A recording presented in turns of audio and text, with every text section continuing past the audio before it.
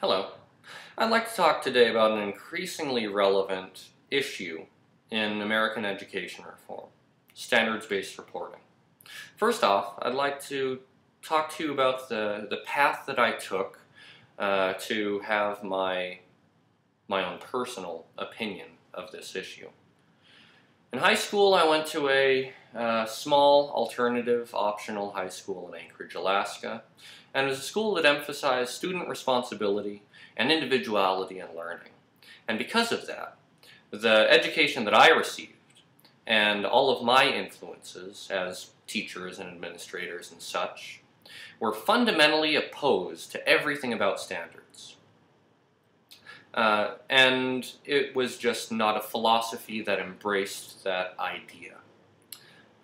As a result of this, when in my senior year of high school, I was the student representative to the advisory board, kind of the closest thing we had to a student body president. My school won the Blue Ribbon Prize under the No Child Left Behind Act, kind of a provision that NCLB has to recognize excellent schools. And we were the only secondary school in all of Alaska to receive this prize. And I started leading a little campaign to reject this award on the fundamentals of it, I suppose. And we ended up drafting a note and passing this in the advisory board to send along to No Child Left Behind,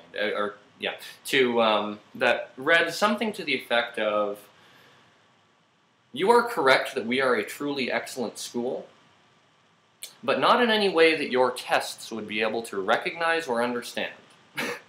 And I gotta say, I'm more diplomatic than that now. I wouldn't do anything like that today, and today I actually have an opposite belief on standards-based reporting and standards-based evaluation of schools.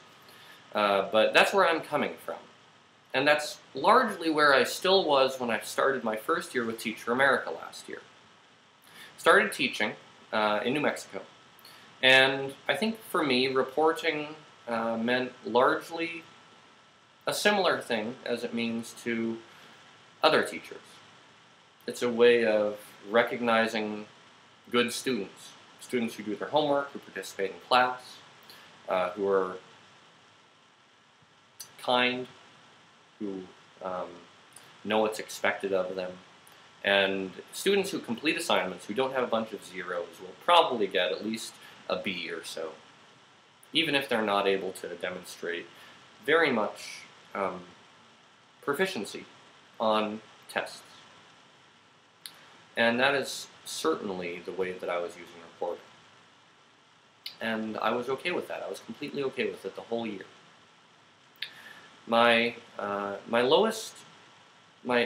class with the students that had the lowest reading level, averages of probably around, well, averages in between second grade and high third grade, when I'm teaching 8th grade English language arts, was the class that received the highest grades of any of my classes consistently. Was that because they were able to show the greatest mastery of knowledge and skills on summative assessments? No, it wasn't. It was because they were nice, because they turned in all of their assignments, because they always did their homework, they always participated in class. And so all of that data that truly I should have been using only as formative data, I was using almost exclusively to grade them by. Well, I think that I was thinking of that as a way of showing students that they're able to be successful at something, to reward them for being good students and being in a way, good professionals. And I didn't realize the truly negative aspect of what I was doing until towards the end of the year. Actually, no, it was after the end of the year. It was over the summer when I had occasion to be going over some of our students' grades. Aggregates of all of the students' grades over the course of the entire year, and then I compared those grades to our scores on a state test. on the New Mexico Standards-Based Assessment. And what I found was that about 13% of our students were receiving scores of proficient or advanced on the NMSBA. And about 85% of our students were receiving A's and B's in their core and content classes.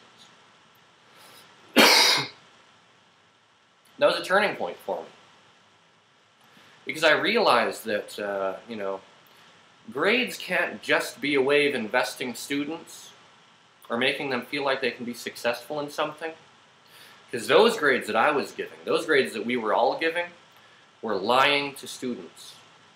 That's what I was doing. I was lying to them. I was telling them, you are capable of doing something that actually you still have some work ahead of you on. And I was entering myself as yet another, in a long line of teachers who are failing those students in a certain way. I was failing to be honest with them, and I was lying to them, and I was lying to their parents, and I was lying to administrators.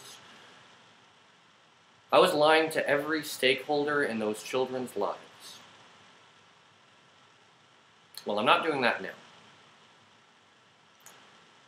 I have done everything that I can, I think, for the most part, to treat my classroom as though it were a standards-based reporting classroom. And what that means is that I use entirely summative assessment that is targeted for specific standards, and I report using specific standards that actually they're the standards that we came up with last summer in the Standards-Based Reporting Committee as the most important standards that we need to be teaching. The ones that mean most to us as a school, the ones that are most likely going to be reported on, and the ones that are going to carry on in the future and be important in high school and beyond.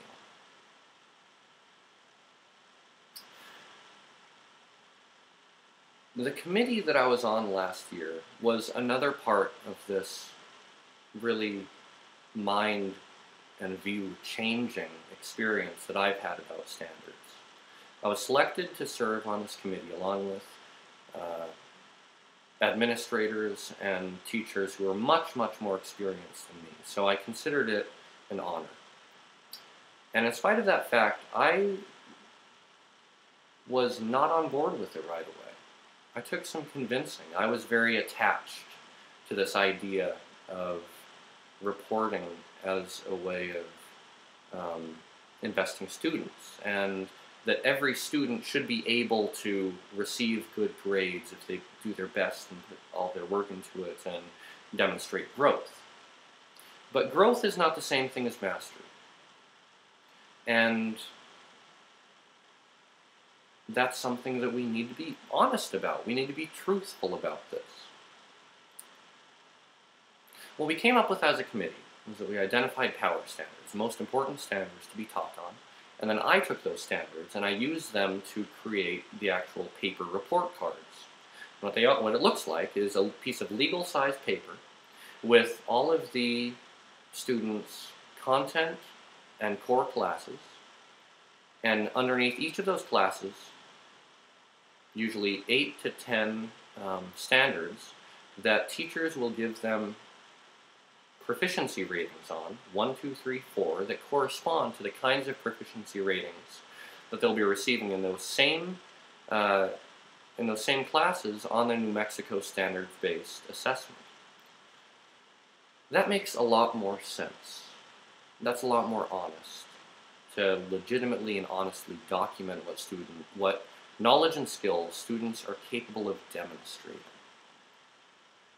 It's just one of many changes towards a more effective and more honest education system, but I think that really it's one of the big ones. It's one of the important ones. Thank you for your time.